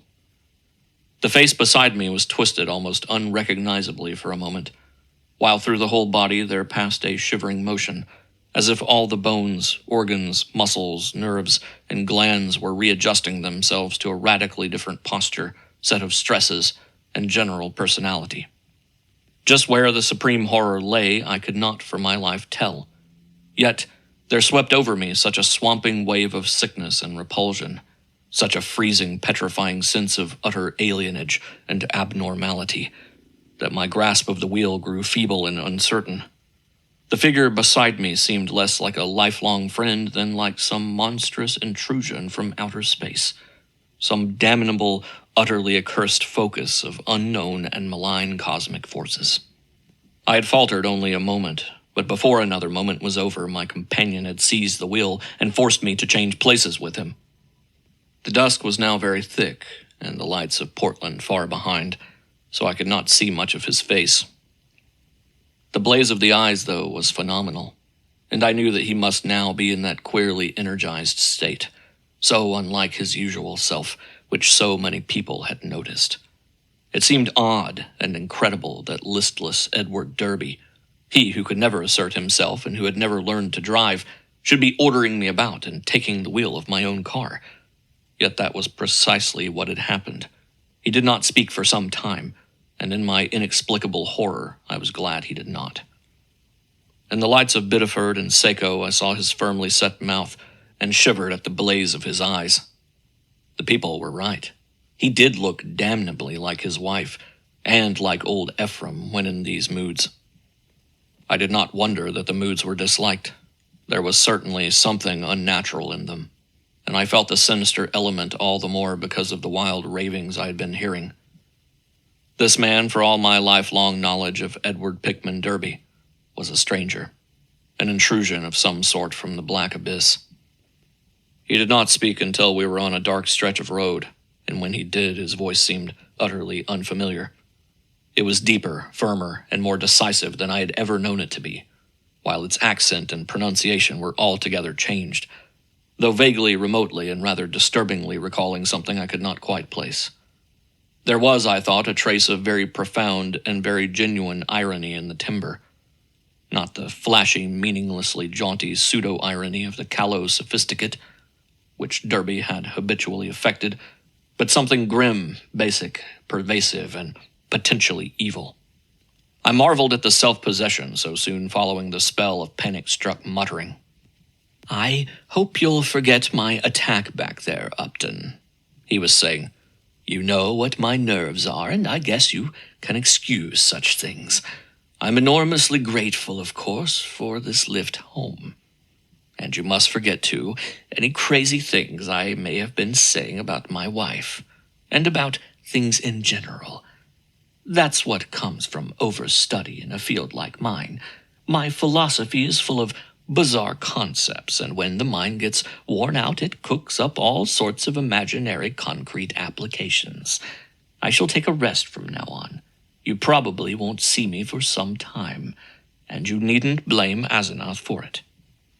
This trip was a bit queer, but it's really very simple. There are certain Indian relics in the North Woods, standing stones and all that, which mean a good deal in folklore, and Asenath and I are following that stuff up. It was a hard search, so I seem to have gone off my head. I must send somebody for the car when I get home. A month's relaxation will put me on my feet." I do not recall just what my own part of the conversation was, for the baffling alienage of my seatmate filled all my consciousness. With every movement, my feeling of elusive cosmic horror increased, till at length I was in a virtual delirium of longing for the end of the drive. Derby did not offer to relinquish the wheel, and I was glad of the speed with which Portsmouth and Newburyport flashed by. At the junction where the main highway runs inland and avoids Innsmouth, I was half afraid my driver would take the bleak shore road that goes through that damnable place. He did not, however, but darted rapidly past Rowley and Ipswich toward our destination. We reached Arkham before midnight and found the lights still on at the old Crown and Shield house. Derby left the car with a hasty repetition of his thanks, and I drove home alone with a curious feeling of relief. It had been a terrible drive, all the more terrible because I could not quite tell why, and I did not regret Derby's forecast of a long absence from my company. 5. The next 2 months were full of rumors. People spoke of seeing Derby more and more in his new, energized state, and Asenath was scarcely ever in to her callers. I had only one visit from Edward when he called briefly in Asenath's car, duly reclaimed from wherever he had left it in Maine, to get some books he had lent me. He was in his new state and paused only long enough for some evasively polite remarks. It was plain that he had nothing to discuss with me when in this condition, and I noticed that he did not even trouble to give the old 3 and 2 signal when ringing the doorbell. As on that evening in the car, I felt a faint, infinitely deep horror, which I could not explain, so that his swift departure was a prodigious relief. In mid-September, Derby was away for a week, and some of the decadent college set talked knowingly of the matter, hinting at a meeting with a notorious cult leader, lately expelled from England, who had established headquarters in New York. For my part, I could not get that strange ride from Maine out of my head. The transformation I had witnessed had affected me profoundly, and I caught myself again and again trying to account for the thing, and for the extreme horror it had inspired in me. But the oddest rumors were those about the sobbing in the old Crown and Shield house. The voice seemed to be a woman's, and some of the younger people thought it sounded like Asenath's. It was heard only at rare intervals and would sometimes be choked off as if by force. There was talk of an investigation, but this was dispelled one day when Asenath appeared in the streets and chatted in a sprightly way with a large number of acquaintances, apologizing for her recent absence and speaking incidentally about the nervous breakdown and hysteria of a guest from Boston. The guest was never seen, but Asenath's appearance left nothing to be said, and then someone complicated matters by whispering that the sobs had once or twice been in a man's voice. One evening in mid-October, I heard the familiar 3 and 2 ring at the front door. Answering it myself, I found Edward on the steps, and saw in a moment that his personality was the old one which I had not encountered since the day of his ravings on that terrible ride from Chesuncook. His face was twitching with a mixture of odd emotions, in which fear and triumph seemed to share dominion, and he looked furtively over his shoulder as I closed the door behind him. Following me clumsily to the study, he asked for some whiskey to steady his nerves. I forbore to question him, but waited till he felt like beginning whatever he wanted to say. At length he ventured some information in a choking voice. "Asenath has gone, Dan. We had a long talk last night while the servants were out, and I made her promise to stop preying on me. Of course, I had certain occult defenses I never told you about. She had to give in, but got frightfully angry. Just packed up and started for New York. Walked right out to catch the 8:20 into Boston. I suppose people will talk, but I can't help that. You needn't mention that there was any trouble. Just say she's gone on a long research trip. She's probably going to stay with one of her horrible groups of devotees. I hope she'll go west and get a divorce. Anyhow, I've made her promise to keep away and let me alone. It was horrible, Dan. She was stealing my body, crowding me out, making a prisoner of me. I lay low and pretended to let her do it, but I had to be on the watch. I could plan if I was careful, for she can't read my mind literally or in detail. All she could read of my planning was a sort of general mood of rebellion, and she always thought I was helpless. Never thought I could get the best of her, but I had a spell or two that worked." Derby looked over his shoulder and took some more whiskey. "I paid off those damned servants this morning when they got back. They were ugly about it and asked questions, but they went. They're her kind, Innsmouth people, and they were hand in glove with her. I hope they'll let me alone. I don't like the way they laughed when they walked away. I must get as many of Dad's old servants again as I can. I'll move back home now. I suppose you think I'm crazy, Dan, but Arkham history ought to hint at things that back up what I told you, and what I'm going to tell you. You've seen one of the changes, too, in your car after I told you about Asenath that day coming home from Maine. That was when she got me, drove me out of my body. The last thing I remember was when I was all worked up trying to tell you what that she-devil is. Then she got me, and in a flash I was back at the house, in the library where those damned servants had me locked up, and in that cursed fiend's body. That isn't even human. You know, it was she who you must have ridden home with, that praying wolf in my body. You ought to have known the difference." I shuddered as Derby paused. Surely I had known the difference. Yet could I accept an explanation as insane as this? But my distracted caller was growing even wilder. "I had to save myself. I had to, Dan. She'd have got me for good at Hallowmass. They hold a Sabbath up there beyond Chesuncook, and the sacrifice would have clinched things. She'd have got me for good. She'd have been I, and I'd have been she. Forever. Too late. My body'd have been hers for good. She'd have been a man and fully human, just as she wanted to be. I suppose she'd have put me out of the way, killed her own ex-body with me in it. Damn her, just as she did before, just as he, or it did before." Edward's face was now atrociously distorted, and he bent it uncomfortably close to mine as his voice fell to a whisper. "You must know what I hinted in the car, that she isn't Asenath at all, but really old Ephraim himself. I suspected it 1.5 years ago, and I know it now. Her handwriting shows it when she goes off guard.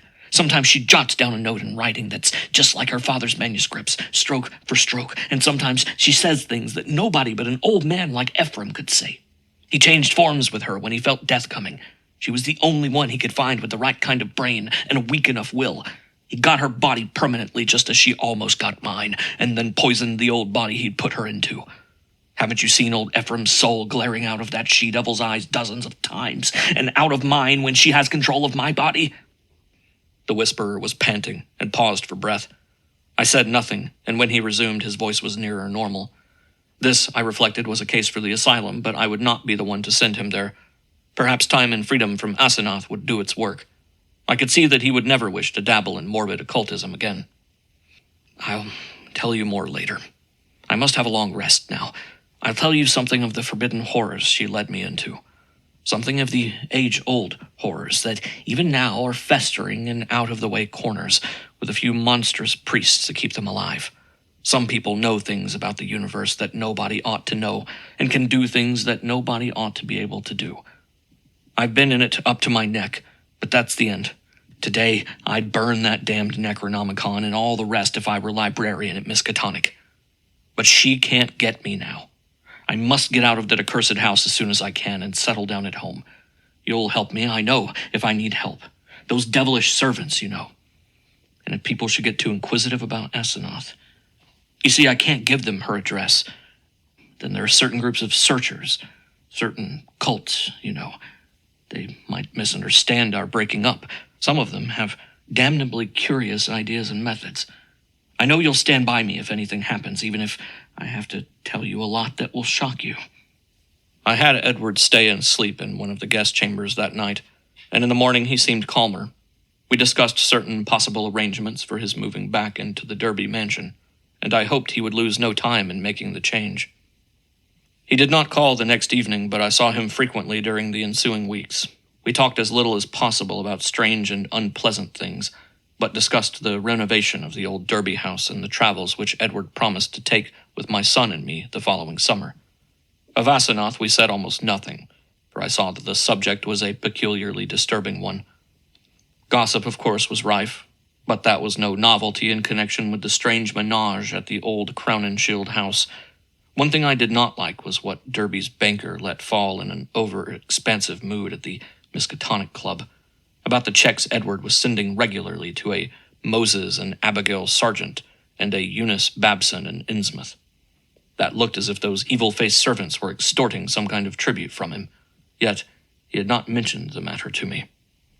I wished that the summer and my son's Harvard vacation would come so that we could get Edward to Europe.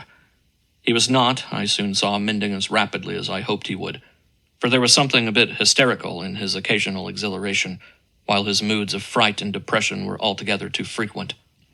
The old Derby house was ready by December, yet Edward constantly put off moving. Though he hated and seemed to fear the Crown and Shield place, he was at the same time queerly enslaved by it. He could not seem to begin dismantling things, and invented every kind of excuse to postpone action. When I pointed this out to him, he appeared unaccountably frightened. His father's old butler, who was there with the other reacquired servants, told me one day that Edward's occasional prowlings about the house, and especially down cellar, looked odd and unwholesome to him. I wondered if Asenath had been writing disturbing letters, but the butler said there was no mail which could have come from her. It was about Christmas that Derby broke down one evening while calling on me. I was steering the conversation toward next summer's travels when he suddenly shrieked and leaped up from his chair with a look of shocking, uncontrollable fright. A cosmic panic and loathing such as only the nether gulfs of nightmare could bring to any sane mind. My brain! My brain! God, Dan, it's tugging from beyond, knocking, clawing, that she-devil, even now.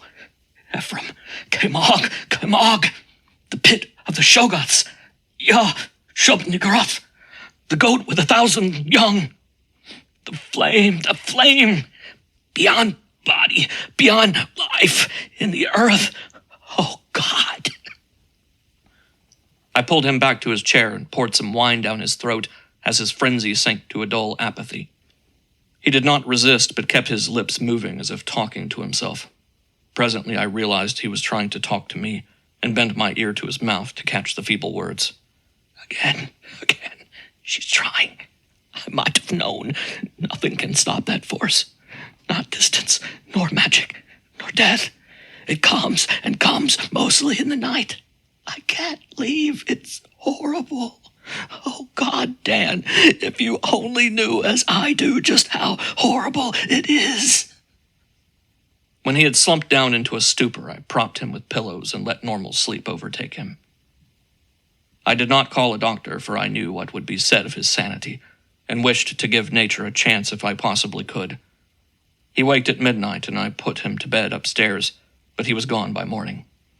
He had let himself quietly out of the house, and his butler, when called on the wire, said he was at home pacing restlessly about the library. 6. Edward went to pieces rapidly after that. He did not call again, but I went daily to see him. He would always be sitting in his library, staring at nothing and having an air of abnormal listening. Sometimes he talked rationally, but always on trivial topics. Any mention of his trouble, of future plans, or of Asenath would send him into a frenzy. His butler said he had frightful seizures at night, during which he might eventually do himself harm. I had a long talk with his butler, banker, and lawyer, and finally took the physician with 2 specialist colleagues to visit him. The spasms that resulted from the first questions were violent and pitiable, and that evening a closed car took his poor struggling body to the Archimus Sanitarium. I was made his guardian and called on him twice weekly, almost weeping to hear his wild shrieks, awesome whispers, and dreadful droning repetitions of such phrases as, "I had to do it, I had to do it, it'll get me, down there in the dark, Mother, Dan, save me! How much hope of recovery there was, no one could say, but I tried my best to be optimistic. Edward must have a home if he emerged, so I transferred his servants to the Derby mansion, which would surely be his sane choice. What to do about the Crown and Shield place with its complex arrangements and collections of utterly inexplicable objects I could not decide, so left it momentarily untouched, telling the Derby household to go over and dust the chief rooms once a week, and ordering the furnace man to have a fire on those days. The final nightmare came before Candlemas, heralded in cruel irony by a false gleam of hope. One morning late in January, the sanitarium telephoned to report that Edward's reason had suddenly come back. His continuous memory, they said, was badly impaired, but sanity itself was certain. Of course, he must remain some time for observation, but there could be little doubt of the outcome. All going well, he would surely be free in a week. I hastened over in a flood of delight, but stood bewildered when a nurse took me to Edward's room.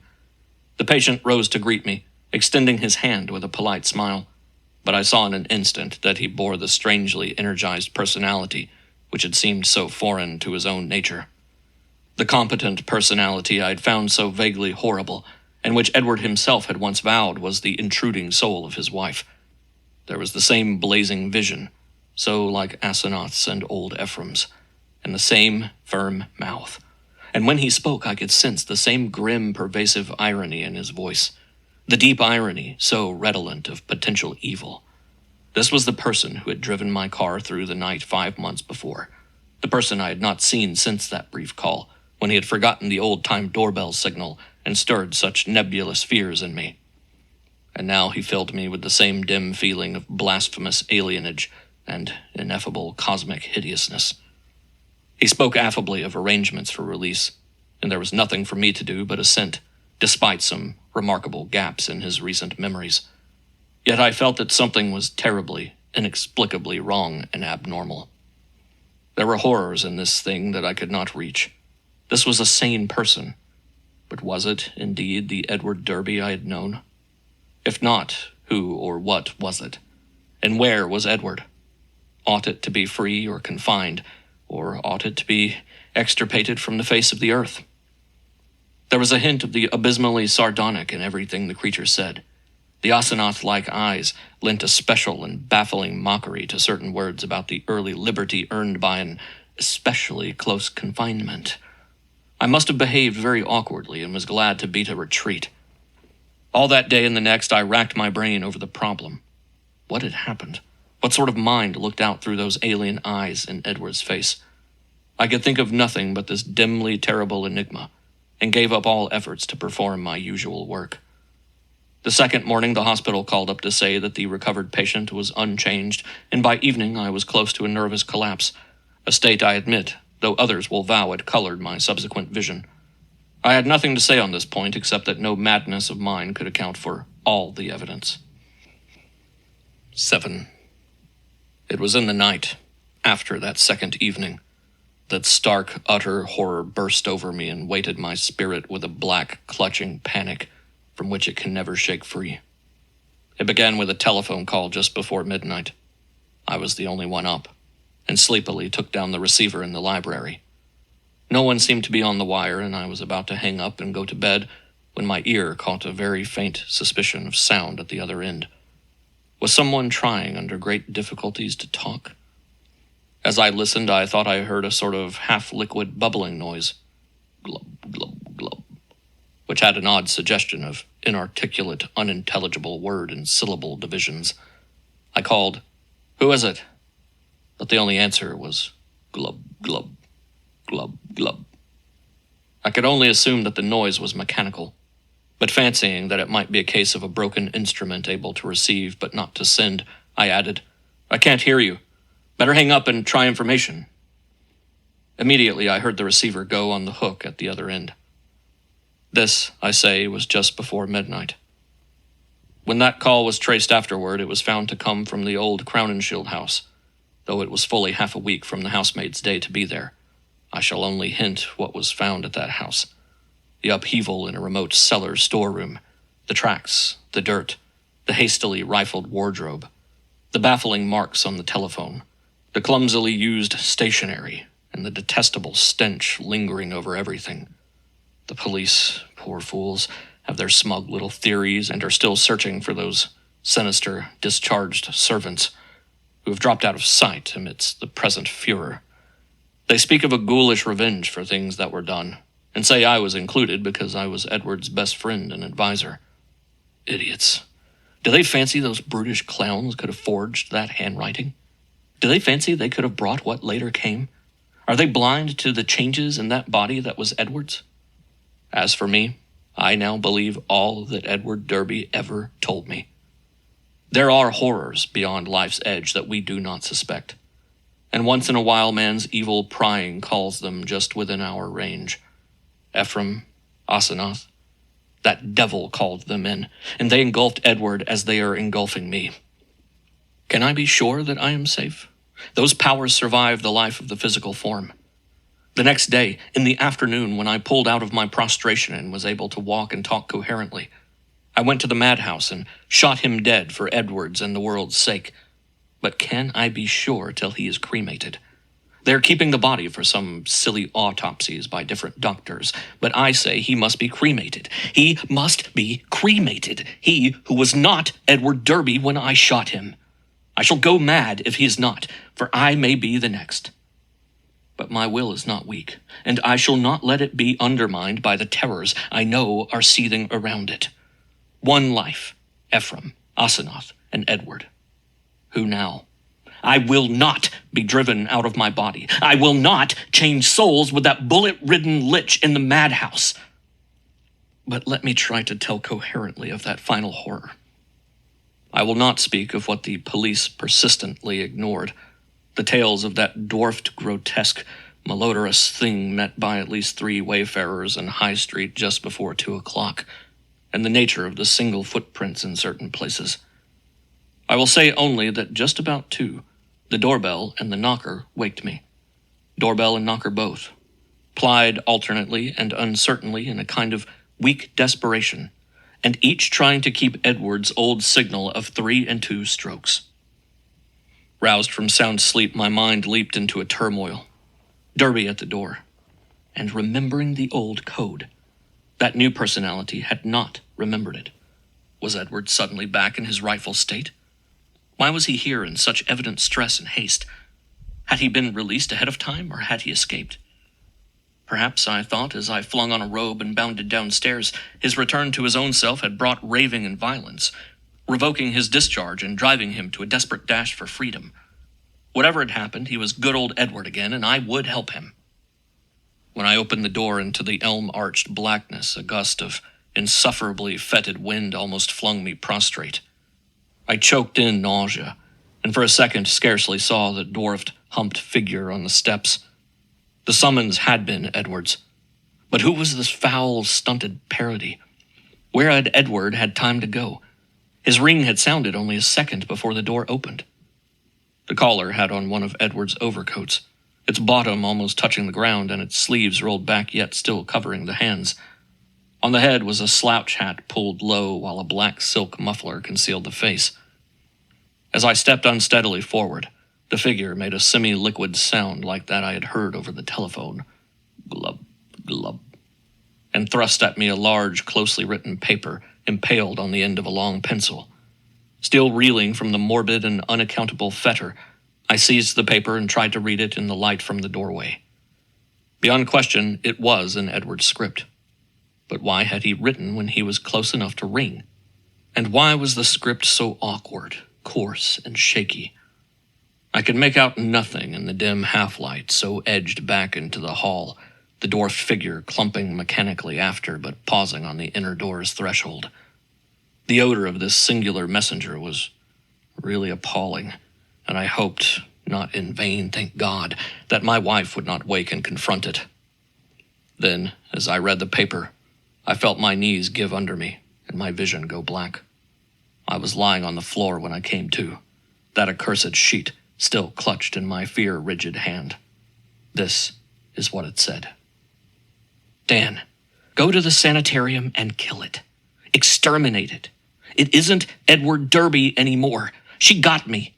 It's Asenath, and she has been dead 3 months and a half.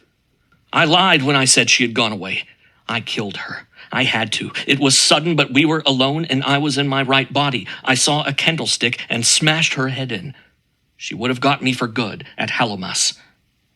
I buried her in the farther cellar storeroom under some old boxes and cleaned up all the traces. The servants suspected next morning, but they have such secrets that they dare not tell the police. I sent them off, but God knows what they and others of the cult will do. I thought for a while I was all right, and then I felt the tugging at my brain. I knew what it was. I ought to have remembered. A soul like hers, or Ephraim's, is half detached and keeps right on after death as long as the body lasts. She was getting me, making me change bodies with her, seizing my body and putting me in that corpse of hers buried in the cellar. I knew what was coming. That's why I snapped and had to go to the asylum. Then it came. I found myself choked in the dark, in Asenath's rotting carcass, down there in the cellar under the boxes where I put it. And I knew she must be in my body at the sanitarium, permanently, for it was after Hallowmas, and the sacrifice would work even without her being there, sane and ready for release as a menace to the world. I was desperate, and in spite of everything, I clawed my way out. I'm too far gone to talk. I couldn't manage the telephone, but I can still write. I'll get fixed up somehow and bring this last word and warning. Kill that fiend if you value the peace and comfort of the world. See that it is cremated. If you don't, it will live on and on, body to body forever. And I can't tell you what it will do. Keep clear of black magic, Dan. It's the devil's business. Goodbye. You've been a great friend. Tell the police whatever they'll believe. And I'm damnably sorry to drag all this on you. I'll be at peace before long. This thing won't hold together much more. Hope you can read this and kill that thing. Kill it. Yours, Ed. It was only afterward that I read the last half of this paper, for I had fainted at the end of the 3rd paragraph. I fainted again when I saw and smelled what cluttered up the threshold where the warm air had struck it. The messenger would not move or have consciousness anymore. The butler, tougher fibered than I, did not faint at what met him in the hall in the morning. Instead, he telephoned the police. When they came, I had been taken upstairs to bed, but the other mass lay where it had collapsed in the night. The men put handkerchiefs to their noses. What they finally found inside Edward's oddly assorted clothes was mostly liquescent horror. There were bones, too, and a crushed-in skull. Some dental work positively identified the skull as Asenath's. End of Section 2, The Thing on the Doorstep, and end of Weird Tales double feature, The Haunter of the Dark and the Thing on the Doorstep by H.P. Lovecraft.